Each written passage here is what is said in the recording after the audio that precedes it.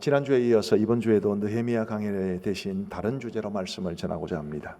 이제 추수도 지나고 본격적으로 하반기 사역을 시작함에 있어서 되새겨야 할 공동체의 비전이라는 제목으로 설교하면서 목장교회로서의 우리의 비전을 다시 생각해 보고자 합니다. 우리가 2014년 10월에 목장교회를 전환했으니까 이제 목장교회를 전환한 지 어느덧 5년의 세월이 흘러가고 있습니다. 과연 우리는 얼마나 잘하고 있을까? 목장교회를 통해 추구하고자 했던 공동체 비전이 얼마나 선명하게 우리 가운데 남아있을까? 이런 염려를 하게 됩니다. 비전이라고 하는 것은 매우 중요하죠. 공동체는 비전이 없으면 견고하게 세워질 수 없고 하나 될 수도 없습니다. 비전은 공동체의 방향을 제공하기 때문에 비전이 없으면 함께 전진해야 될 방향도 없어지게 됩니다. 그렇기 때문에 우리는 끊임없이 공동체의 비전을 늘 되새겨야 합니다. 오늘 본문을 중심으로 하나님이 우리에게 주신 공동체 비전, 목장교회의 근본적인 기초가 되는 이 공동체 비전을 우리의 마음 깊이 되새길 수 있게 되기를 간절히 바랍니다. 먼저 공동체는 우리의 본질이며 우리의 사명이라는 사실을 다시 한번 강조하고 싶습니다. 우리 19절을 같이 한번 읽어보시죠. 같이 읽겠습니다. 시작. 그러므로 이제부터 너희는 외인도 아니요 나그네도 아니요 오직 성도들과 동일한 시민이요 하나님의 권속이라. 아멘. 이 구절을 세번역 성경은 이렇게 번역을 했습니다. 그러므로 이제부터 여러분은 외국 사람이나 나그네가 아니요 성도들과 함께 시민이며 하나님의 가족입니다. 이 하나님의 가족이라는 말 참 마음속에 깊이 와닿습니다. 이 구절이 말해주듯이 우리가 구원받았다는 것은 하나님의 가족이 되었다는 뜻이고 천국 시민, 하나님 나라의 백성이 되었다는 뜻입니다. 우리가 구원받은 것은 그냥 나 혼자 예수님 잘 믿다가 죽어 이 세상을 떠나면 나 혼자 천국 간다, 이것만을 가리키는 것은 아닙니다. 그것은 우리가 구원받은 것의 지극히 일부분일 뿐입니다. 우리가 구원받은 것은 하나님의 가족, 하나님의 백성이라는 영적 공동체에 참여하는 것입니다.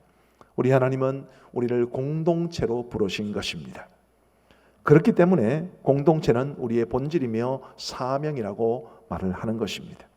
구원받은 하나님의 자녀라면 하나님이 기뻐하시는 거룩한 공동체를 세워가는 일에 함께 동참하고 함께 헌신해야만 합니다.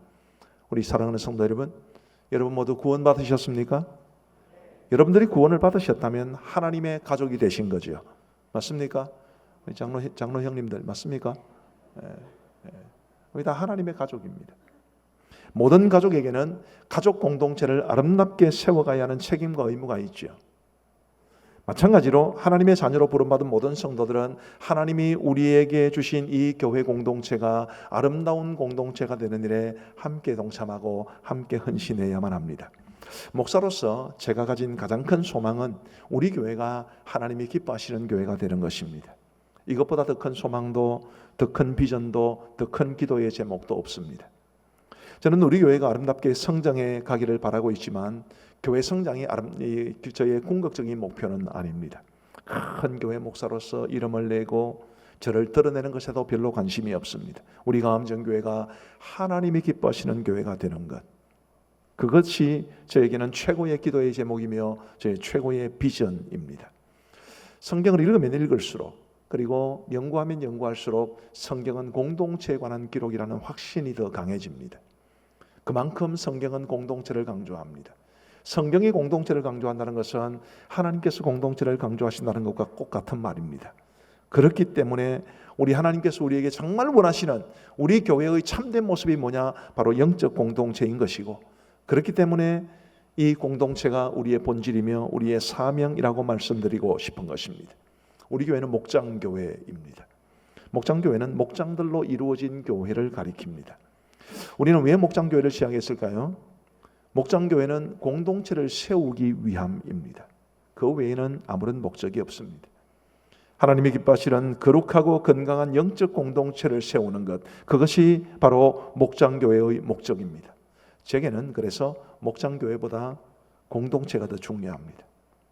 공동체를 세우는 데 있어서 목장교회보다 더 나은 방식이 있다면 저는 언제든지 목장교회를 포기할 수 있습니다. 비유적으로 말하면요, 목장교회는 이 컵에 해당합니다. 공동체는 이 물에 해당합니다. 컵이 중요합니까? 물이 중요합니까?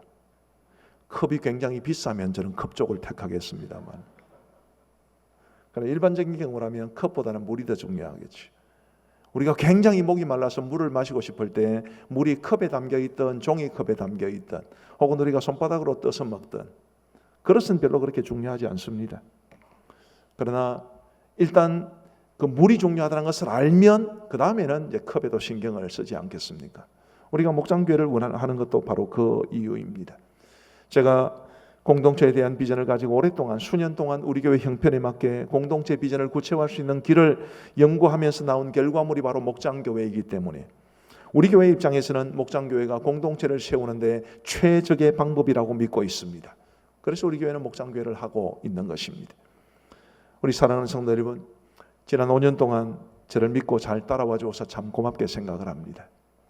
우리가 아직 한 번도 가보지 못했던 그 길을 걸어감에 있어서 목사를 신뢰하고 따라와 주는 것이 굉장히 중요했는데 잘 따라와 주신 건 너무 감사하고, 특별히 그 5년 세월 동안 목자로 섬겨주신 모든 분들에게 진심으로 감사합니다. 목자로 섬기는 거 정말 어렵습니다. 안 해보신 분은 모르십니다. 너무 겁을 먹고 앞으로 목자로 나설 사람이 없을까 봐 좀 쫄이기는 쫄입니다만은 목자로 섬기는 건 정말 수고스러운 일이죠. 우리 하나님께서 우리에게 주신 이 공동체 비전을 바라보면서 저를 믿고 따라와 주시고 헌신해 주신 우리 목자들을 향한 감사의 마음 이루 형언할 길 없습니다. 그러나 감사의 마음은 크지만 우리는 하나님이 기뻐하시는 거룩한 영적 공동체를 꿈꾸며 더 온전한 목장교회가 되기 위해 최선을 다해야 할 줄 믿습니다.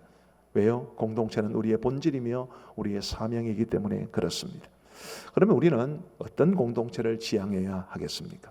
공동체라는 말은 아주 흔한 말이죠. 제가 이제 설교 준비하다가 한번 구글에 공동체라는 말을 검색을 해봤어요. 공동체 치고 딱 클릭을 하니까 2,980만 개의 자료가 뜹니다. 영어로 공동체에 해당하는 커뮤니티라는 단어를 치니까 114억 3천만 개의 자료가 뜹니다. 뭐 스케일이 다들 너무 크셔서 뭐 이 정도쯤이야 그런 눈치입니다만, 이런 검색 결과가 말해주듯이 공동체는 너무 흔한 말이 되었습니다.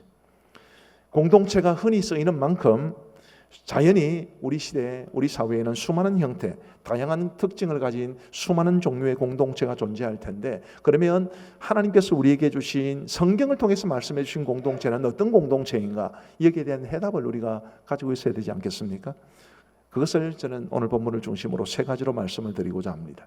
첫째로는 거룩한 교회로 성장해가는 공동체입니다. 교회로 성장해가는 공동체인 것입니다. 우리 오늘 본문 20절, 21절을 같이 한번 읽어보시겠습니다. 시작. 너희는 사도들과 선지자들의 터 위에 세우심을 입은 자라. 그리스도 예수께서 친히 모퉁이 돌이 되셨느니라. 그의 안에서 건물마다 서로 연결하여 주 안에서 성전이 되어가고, 뭐가 되어가고 있고요? 성전이 되어가고 있고. 자, 여기에서 말하는 성전은 구약 성경이 말하는 건물로서의 성전을 가리키는 것이 아닙니다. 성전이라고 하는 것은 하나님께서 임재하시는 곳이죠. 우리 하나님을 만날 수 있고 하나님을 경험할 수 있고 우리 하나님께서 우리와 우리 모두의 주인 되시는 것이 드러나는 그곳이 바로 성전입니다. 우리가 모이면 이미 공동체입니다. 원래 공동체가 사람들의 모임 아니겠습니까? 그런데 우리가 모인 것으로 끝이 아니라 뭐가 된다고요? 성전이 되어야 되는 거죠. 하나님의 임재를 경험할 수 있는 곳이 되어야 됩니다. 그런 공동체가 바로 교회인 것이고, 우리 하나님의 임재를 선명하게 느끼는 그런 교회가 되려면 우리는 거룩한 교회, 교회다운 교회, 참된 교회가 되어야 합니다. 우리 교회는 아름다운 교회, 교회다운 교회일까요? 올해 다움이라는 목회 주제를 선정하고 지금까지 달려왔습니다마는 우리 교회는 과연 얼마나 교회다운 교회로 성장했겠습니까? 저는 늘 우리 가암정교회가 참 좋은 교회라고 생각을 해요. 그러나 여러 교회들 중에 조금 나은 정도이지 결코 완전하지는 않습니다. 완전할 수도 없습니다. 목사로서 제가 가진 소망은 우리가 조금이라도 더 교회다운 교회, 주님이 기뻐하시는 교회로 성장해 가는 겁니다. 그게 하나님께서 우리 공동체에 주신 거룩한 목표입니다. 그런데 그 목표를 어떻게 이루어가야 하죠? 공동체적으로 이루어가야 하는 것입니다. 목사 한 사람의 힘으로 혹은 당회만으로 혹은 교역자들의 섬김만으로 교회다운 교회가 되는 것은 아닙니다. 우리 모두가 공동체적으로 교회다운 교회를 위해서 헌신하고 함께 참여하는 것, 그것이 하나님께서 우리에게 원하시는 공동체의 모습입니다. 말을 많이 드렸는데 요약하면 이렇습니다. 우리가 모이면 공동체가 이루어진다고 그랬죠. 그 공동체가 어떻게 되는 것이 목표입니까? 하나님의 성전, 하나님의 임재가 경험되는 곳. 저는 그것을 거룩한 교회라고 그랬고 교회다운 교회라고 그랬습니다. 그 목표를 향해 성장해가는 모습은요, 함께입니다. 공동체적으로 함께 성장해가는 거죠. 소수의 사람들이 불도저처럼 밀어붙여가지고 교회다운 교회가 되는 것이 아니라 공동체를 이루는 우리 모두가, 지금 여러분들 옆에 앉아 계신 모든 분들과 더불어서 우리 모두가 함께 이 교회를 주님이 기뻐하시는 교회로 만들어가는 것, 그것이 하나님께서 우리에게 바라시는 공동체의 모습입니다. 그래서 여러분 한 분 한 분이 얼마나 귀한지 몰라요. 교회는 목사의 것이 아닙니다. 교회는 당회의 것이 아닙니다. 교회는 주님의 것이고 동시에 우리 모두의 것입니다. 우리 모두가 함께 이 공동체를 하나님이 기뻐하시는 교회로 만들어 가야 되는 거죠. 지난 금요일 밤 9시에서 한 10시 사이에 우리 고3 막내딸 이제 학교로 데려가기 전에 저와 집사람이 운동을 좀 했습니다. 이 근처에서 걷기도 하고 뛰기도 하고. 근데 운동을 하다가 우리 교회 등록하신 지 얼마 되지 않은 부부를 만났습니다. 지금 이곳에 계신지는 잘 모르겠습니다. 반가운 마음에 인사를 했더니 목장 모임 가신대요. 그 늦은 시간에. 그때 9시 한 20분에서 30분 뭐 그 정도 되는 것 같습니다. 참 그 모습을 보면서 제가 얼마나 감사했는지 몰라요. 우리 교회 등록하신 지 얼마 몇 달 안 되시는 분이에요. 그런데 그 늦은 시간에 부부가 함께 목장 모임에 참여하는 것이 참 귀하게 보였습니다. 아무리 목장교회라는 이름을 가지고 있으면 못하며 아무리 목장이라는 이름을 가지고 있으면 뭐하겠습니까? 성도들이 참여하지 않으면 아무 의미가 없습니다. 그런데 우리 교회에 오신 지 정말 얼마 되지 않은 분이 부부가 함께, 아마 좀 일하시는 분들 때문에 그 모임은 목장 모임을 늦게 가지는 모양입니다. 그 목장 모임을 위해서 9시 반 가까운 시간에 목장 모임을 향해 가는 것이 참 귀해 보입니다. 우리 사랑하는 성도 여러분, 우리는 교회를 이렇게 이루어 가야 되는 거죠. 나 몰라라 하는 것이 아니라, 구경꾼들이 아니라 우리 모두가 함께 하나 되어서 우리 하나님의 임재하심이 경험되는 교회다운 교회, 거룩하고 참된 교회로 성장해 갈 수 있는 우리 가음정 교회가 될 수 있기를 주님의 이름으로 축복합니다. 교회는 하나님의 가족 공동체인데 안타깝게도 오늘날 우리 시대의 교회는 공동체라는 말보다는 조직이라는 말이 더 가까운, 그 말에 더 어울리는 그런 교회가 되어버렸습니다. 생명력을 잃어버린 것이고 뻣뻣하게 굳어가고 있는 것입니다. 마치 동맥경화 환자처럼 말이죠. 우리 가음정교회는 가음정교회라는 조직이 아니라 가음정교회라는 공동체가 되기를 간절히 소원합니다. 정말 주님이 기뻐하시는 아름다운 교회로 성장해 가되 함께 갈 수 있는 그런 아름다운 공동체가 되기를 주의 이름으로 축복합니다. 우리가 추구하는 공동체의 두 번째 모습은 개개인이 영적으로 성장하는 공동체입니다. 우리 모두가 각 사람이 성장하는, 아까 처음에 말씀드린 것은 우리가 공동체적으로 함께 성장해가는 것을 말하는 것이고 그 속에서 우리 한 사람 한 사람이 영적으로 성장해가는 그런 공동체를 가리킵니다. 오늘 본문 22절을 우리 같이 한번 읽어보시겠습니다. 시작. 너희도 성령 안에서 하나님이 거하실 처소가 되기 위하여 그리스도 예수 안에서 함께 지어져 가느니라. 너희도. 자, 여기 주님이 주인 되시는 거룩하고 참된 교회가 되기 위해서 애쓰는 교회가 있다고 칩시다. 주로 유대인들 공동체였습니다. 처음에는. 그런데 유대인들의 입장에서 보면 이방인이요, 외인이요, 외국인이었던 사람들이 복음을 듣고 이제 교회 안으로 들어오게 되었습니다. 이 사람들이 들어와서 물과 기름처럼 그렇게 서로 이원화되면 곤란하죠. 하나님께서 사도 바울을 통해서 말씀드리는 것은 유대인 그리스도인들과 이방인 그리스도인들이 서로 하나가 되는 것입니다. 그렇게 해서 함께 성장해가는, 개인적으로도 성장해가고 공동체적으로도 성장해가는 그것을 우리 하나님께서는 원하고 계십니다. 개인의 성장이 공동체의 성장의 바탕이 되는 것이고 공동체의 성장이 개인의 성장을 통해서 이루어지는 것, 바로 그것이 하나님께서 원하시는 바입니다. 영적으로 성장하는 게 쉬울까요? 영적으로 성장하는 것은 안 쉽습니다. 교회를 다니는 것은 너무나 중요하고 예배를 다니는 것도 너무나 귀한 일이지만 교회를 다니고 예배를 드린다고 해서 저절로 영적으로 성장하는 것은 아닙니다. 큰 도움은 될 겁니다. 그러나 교회를 다니고 예배를 드리는 것이 영적인 성장을 담보할 수 있는 것은 아닙니다. 농사를 짓거나 텃밭을 갖고 본 경험이 있는 분들은 아시겠지만 잡초라는 놈은 재배하지 않아도 참 잘 자랍니다. 혹시 잡초를 위해서 거름을 뿌려보신 분 계십니까? 제초제는 쓸망정 거름을 뿌리지는 않습니다. 그런데도 정말 잘 자랍니다. 아무리 막아도 잘 자랍니다. 그러나 곡식이나 야채나 유실수는 정성을 기울이지 않으면 제대로 성장하기 어렵습니다. 사람은 또 어떻습니까? 아이가 태어났는데 부모가 그 아이를 돌보지 않고 방치하면 아이가 제대로 자랄 수 있겠습니까? 아이를 낳을 때 겪는 고통, 산통이라고 그러죠. 그 산통이 크다 한들 아이를 양육하면서 겪는 어려움에 비하겠습니까? 부모는, 특별히 엄마는 그야말로 온갖 정성을 다 쏟아부으면서 아이를 돌봅니다. 그런 엄마의 지극정성의 돌봄이 있어야 아이가 잘 자랄 수 있습니다. 육신적, 신체적인 성장도 절대로 저절로 이루어지지는 않습니다. 영적인 성장도 그렇죠. 한 사람이 예수님을 믿고 구원받았다고 칩시다. 우리는 구원받은 것을 다른 언어로 거듭났다 이렇게 말을 해요. Born again. 새롭게 태어난 거죠. 새 생명을 부여받은 것입니다. 그러면 새롭게 태어난 그 생명이 시간이 지나면 저절로 성장을 합니까? 교회 다닌다고 해서, 예배를 드린다고 해서 그게 아니라 이거지. 지금도 참 가슴 아프게 생각나는 일이 하나 있습니다. 몇 년 전에 인근에서 목회하는 목사님 한 분이 제게 전화를 주셨어요. 제 목사님, 우리 교회 다니는 성도 한 분이 목사님 설교를 극동방송에서 듣고 목사님 설교가 좋다고 가음정교회로 옮기겠답니다. 보낼 테니까 잘 받아주세요. 참 제가 목회를 해봐서 압니다만 정말 가슴 아픈, 가슴 저리면서 보내줘야 되는 그런 경우가 아닐 수 없습니다. 한 사람, 성도 한 분 떠나보내는 것이 얼마나 가슴 아픈 일인지를 목사가 아닌 분들은 잘 모르십니다. 그 목사님은 그렇게 아픈 마음으로 그 성도를 우리 교회에 보내주셨습니다. 본인이 가겠다고 그러니까.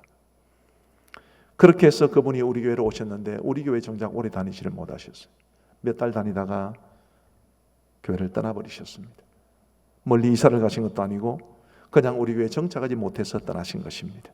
한 목사님이.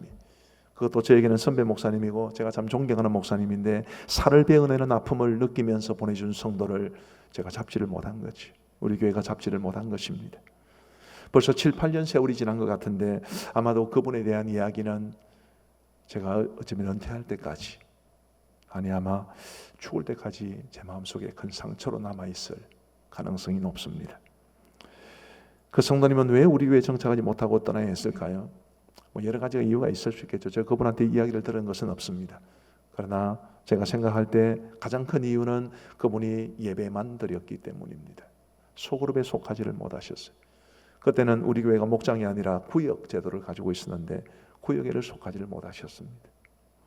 예배만 드리고 이 큰 교회다 보니까 누가 알아주는 사람도 없고 인사해 주는 사람도 없고 그냥 그렇게 교회를 다니다가 그냥 사라져 버리신, 그게 늘 제 마음속에는 아픔으로 남아 있습니다.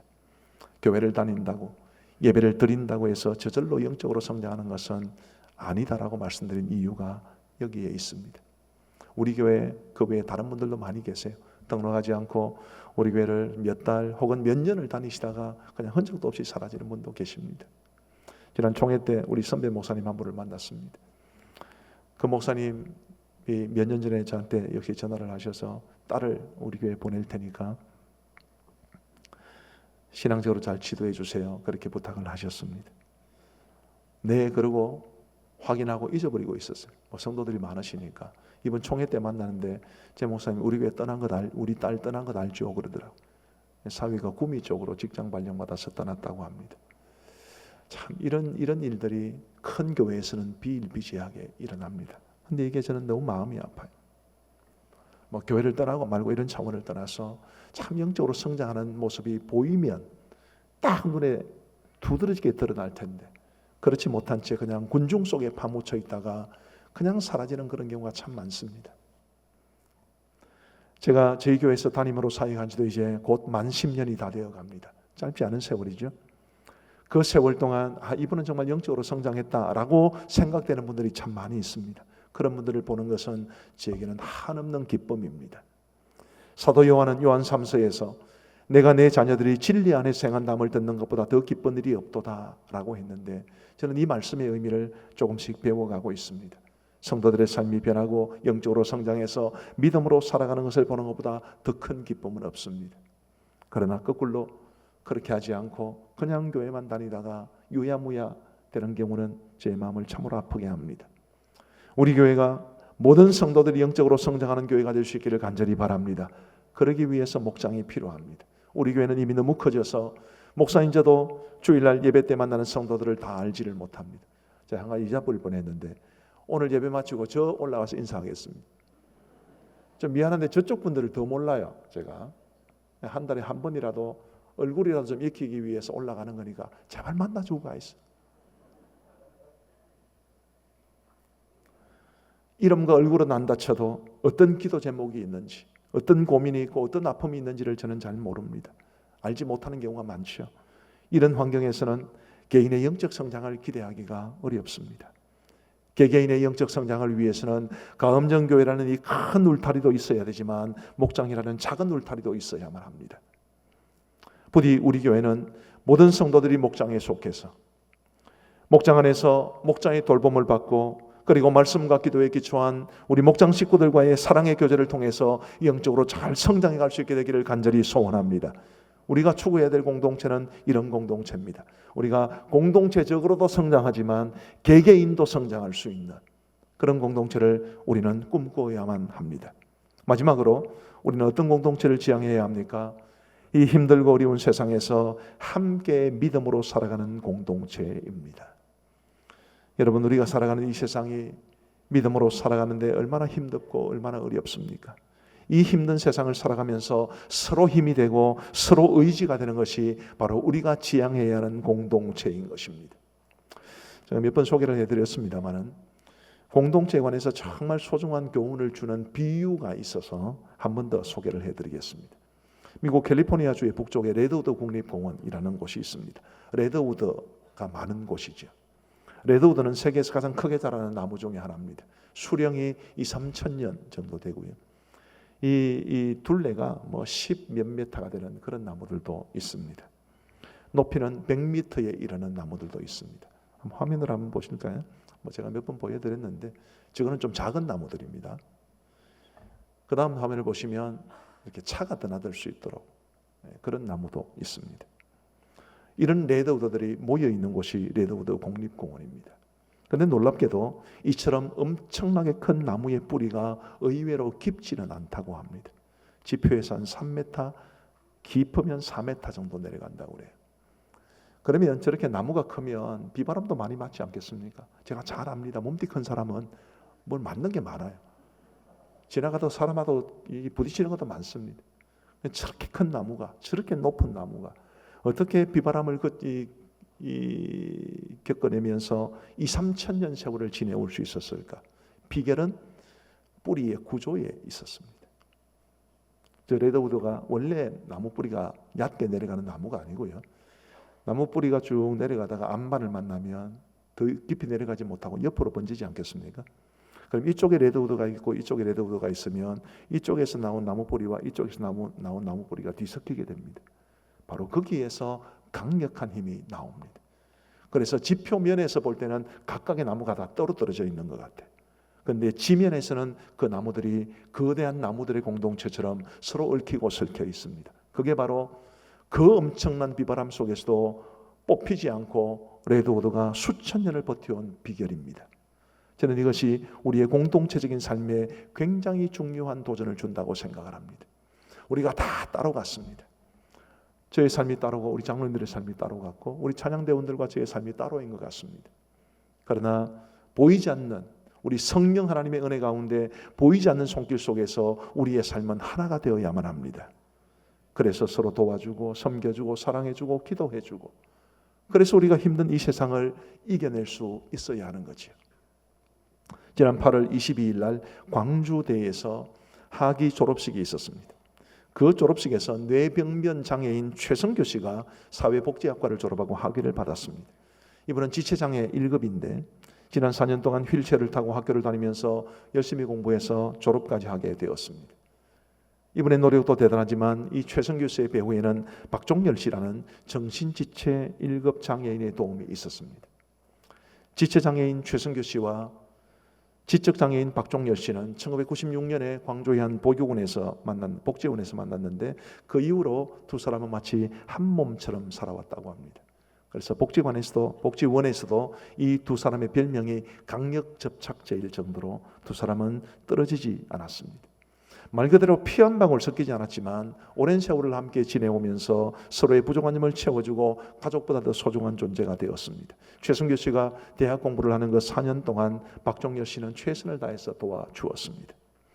광주대는 최승규 씨의 손과 발이 되어 학교를 마칠 수 있도록 도와준 박종열 씨의 희생과 헌신을 기려서 개교 이래 처음으로 졸업생이 아닌 박종열 씨에게도 특별 봉사상을 주었습니다. 이제 화면에 나오시는 이 장면입니다. 앞에 휠체어에 앉아있는 분이 최성규 씨고 그리고 뒤에 있는 분이 박종열 씨입니다. 여러분들이 보시기에 좌측에 있는 저 그림에는 뒤에 두 명이 나오는데 그 두 명 중에서는 우측에 있는 사람이 우측에 있는 분이 박종열 씨입니다. 이 두 사람의 이야기를 담은 영화가 만들어졌습니다. 나의 특별한 형제. 아마 이 영화 보신 분도 계실지 모르겠습니다. 저 영화의 실제 배경이 되는 인물이 바로 저 두 사람입니다. 저는 이 영화의 제목이 참 마음속에 깊이 와닿습니다. 나의 특별한 형제. 우리 그리스도인들이 교회 안에서 목장 안에서 서로에게 특별한 형제 자매가 되면 얼마나 좋을까. 이 고단하고 힘든 세상, 정말 믿음으로 살아가기 너무 어려운 이 세상에서 우리가 서로에게 특별한 형제 자매가 되어서 힘들고 어려울 때 기댈 수 있고 사랑으로 섬겨주고 위로하고 기도해 줄 수 있는 그런 삶으로, 그런 관계 속에서 이 땅을 살아감으로써 이 힘들고 어려운 세상을 믿음으로 승리할 수 있으면 얼마나 좋을까, 그런 소망을 가지게 됩니다. 우리 사랑하는 성도 여러분, 이런 교제는 큰 교회 속에서는 이루어지기 어렵습니다. 목장 공동체 안에서 서로에게 특별한 형제 자매가 되어서 우리 모두와 함께 이 땅에서의 삶을 믿음으로 승리하며 살아갈 수 있게 되기를 주의 이름으로 축복합니다. 이제 말씀을 맺습니다. 목장교회 우리는 잘하고 있을까요? 많은 목사님들이 저한테 묻습니다. 목사님, 목장교회 잘 되고 있습니까? 제가 뭐라고 대답을 할 수 있을까요? 그래서 점수로 매겨봅니다. 저는 우리 가음정교회 목장교회의 점수를 한 70점 정도로 줍니다. 그 정도가 얼마나 됩니까? 그래서 구역제도일 때는 30-40점밖에 못 줬습니다. 그런데 목장으로 전환해서는 한 70점 정도 주니까 잘한 거죠. 그러나 앞으로도 가야 할 길이 많아서 저는 70점을 주고 있는 것입니다. 우리 성도님들이 목장교회에 헌신하고 함께 동참하고, 그래서 우리 함께 정말 이 가음정교회를 향한, 우리를 향한 하나님의 공동체 비전을 이루어갈 수 있게 되기를 주의 이름으로 축복합니다. 어떻게 하면 좋겠습니까? 여러분 저를 한번 따라해 보세요. 목사님 어떻게 하면 좋습니까? 한번 따라해 보세요. 목사님 어떻게 하면 좋습니까?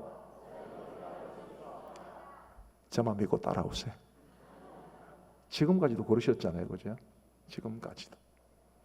저를 믿고 따라와 주신 여러분들에게 감사합니다만 어쩔 수 없이 교회는 목사가 중심이 되고 목사가 비전을 제시하고 목사와 함께 진행해야 합니다. 부디 우리 모두가, 저를 중심으로 우리 모든 성도들이 하나가 되어서 우리 가음정교회를 향한 하나님의 꿈을 이루어갈 수 있는 아름답고 귀한 모습이 있고, 그 속에서 저와 여러분들이 정말 하나님의 기쁨이 되고 하나님의 은혜와 복을 충만히 누리는 복된 삶이 되시기를 주의 이름으로 축복합니다. 기도하겠습니다. 자비하신 아버지 하나님, 감사합니다. 저희들 예배 자리에 불러주시고 말씀을 듣게 해주신 것을 감사합니다. 아버지 하나님, 우리 모두가 우리 가음정교회가 목장교회로 전환하고 지금까지 지내오는 동안 수도 없이 말하고 들었던 이 공동체 비전을 가슴에 깊이 새길 수 있도록 도와주옵소서. 하나님의 기뻐하시는 아름다운 공동체로 견고하게 세워져서 주님의 기쁨이 되게 하여 주시옵고, 우리 가음정교회 공동체에 들어오는 모든 성도들은 다 영적으로 성장하고 이 고단하고 힘든 세상 속에서도 서로서로 특별한 형제자매가 되어줌으로써 믿음으로 이 세상에서의 삶을 승리하게 하여 주옵소서. 그동안 목자로 섬겨주시고 목자가 아니더라도 목장 곳곳에서 정말 귀하게 섬겨주신 모든 분들의 수고와 헌신 위에 주님께서 함께하여 주시고 더 많은 목자들이 일어나고 더 많은 목장들이 생겨나고 더 많은 목장들이 분가하고 더 목장 사역이 아름답게 이루어져서 우리 주님 기뻐하시는 아름다운 모습으로 행할 수 있는 이 교회가 되게 하여 주옵소서.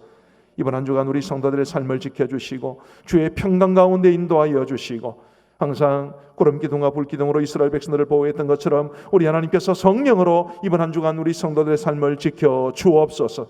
감사하오며 예수님 이름으로 기도하옵나이다. 아멘.